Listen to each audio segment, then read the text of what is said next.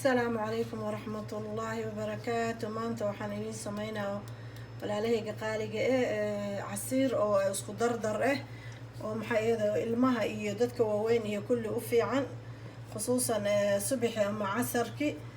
inta waxaa waay 2 xabo moos inta waxoogaa yar oo buskud inta 7 xabo timir inta 2 bakeeri oo caano inta baraf inta xabad tufaax intaana isku dardara ma sha Allah. waxay noqonayeen maxay ahayd casiir oo dadka wax u tar ama ilmaha ama dadka waaweyn insha Allah waa isku dardara ila socda. mooskii aan ku shubay oo 2 xabo tufaax oo xabad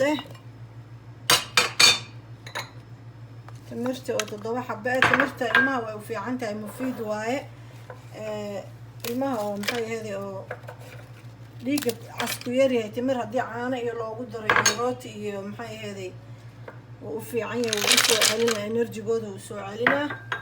barafka dad rabtiin waa iska dhaafi kartiin, hadaa rabtiin waa ku darsan kartiin.